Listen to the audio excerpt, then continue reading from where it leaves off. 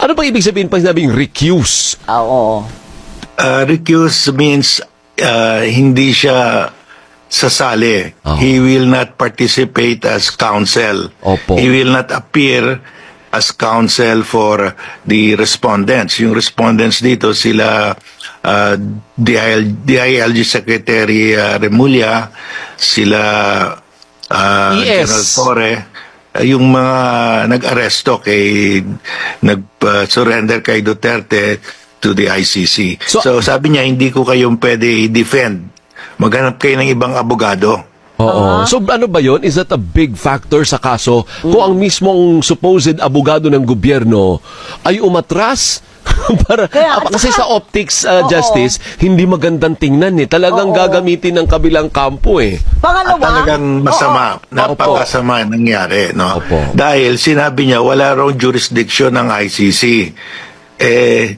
Yun nga ang posisyon ng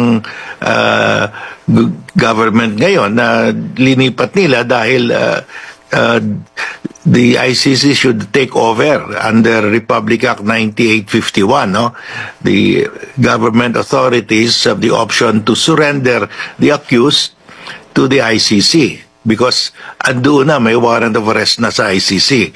So sinasabi niya mali yung ginawa ng gobyerno.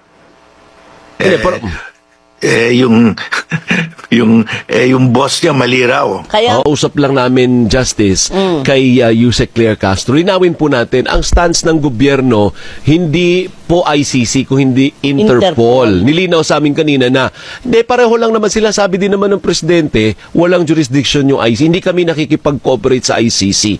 Nakikipag-cooperate kami sa Interpol. O para lang malina. Sabi mo, nag-cooperate ka sa Interpol dahil may warrant of arrest ang ICC, tire-recognize mo na rin. Kasi pag sinasabi mo walang jurisdiction, bakit mo i-surrender yung tao? Tama din. No. so balik lang ako. So, yung semantics na yan, hindi maganda Yun na yan. nga They will become self-contradictory yan. Mabuti pa, Correct. they just say na sinunod namin, we cooperated with Interpol which received the warrant of arrest. So, doon na nila questionin yung warrant of arrest ng ICC sa ICC.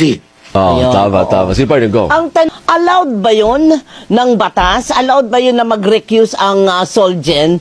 At anong basihan kung sakali? Hindi po ba kailangan na kung ayaw niya mag-participate, mag-resign na lang siya?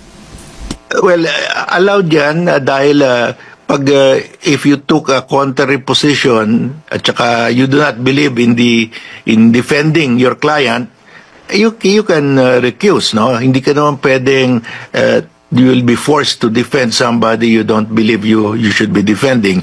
Pero yun nga, ang problema niyan, yung boss niya sinabi surrender si yan nga po. Duterte. Dapat ang trabaho niya is to defend that. At saka may basis naman. Meron namang Republic Act 9851. At saka yung Supreme Court natin mismo, unanimous sila, sinabi nila, obligado pa rin tayo to cooperate with the ICC for crimes committed while we were a member.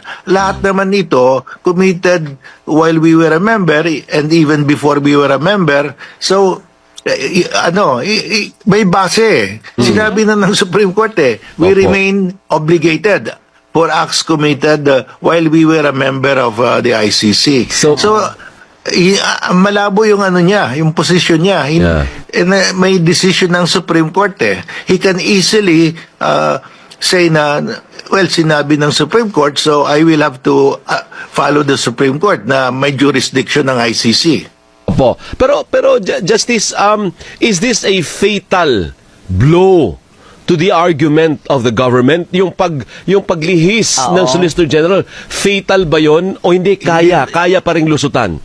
Hindi naman fatal dahil pwede naman, ang problema lang maghanap ngayon yung mga sila Secretary Remulla, si Gerald Torre, maghanap sila ng ibang abogado kasi somebody has to defend their position, no? So maghanap sila. Sinong kukunin nila sa gobyerno? Kukunin nila yung OSG, yung Government Corporate Council, hindi naman expertise nila ito. So they will have to look for a private lawyer to defend them now. At saka hindi talaga maganda tignan because that means kahit na yung abogado mo, sarili mong abogado, does not believe that what you did was legal. So talagang masamang optics yan, ang sama. Pero pwedeng gamitin po yun ang kabilang kampo. Sabihin nila sa Korte gagamitin nila. Gagamitin talaga, Sabihin oo. nila, yung abogado mo nga, hindi na niniwala sa inyo. Yun na nga eh. So, pero, Masama, partner, masama. I wonder anong gagawin ng presidente. But the president can always naman... ang presidente naman, Justice, pwede niyang i-fire, ano? Sabi niya, wala ka, sinisira mo yung diskarte namin, eh. Yun na nga, So, pwede taliwas naman ka, niyang eh. tanggalin yung Solicitor General, di ba? Anytime, he serves at the pleasure of the president.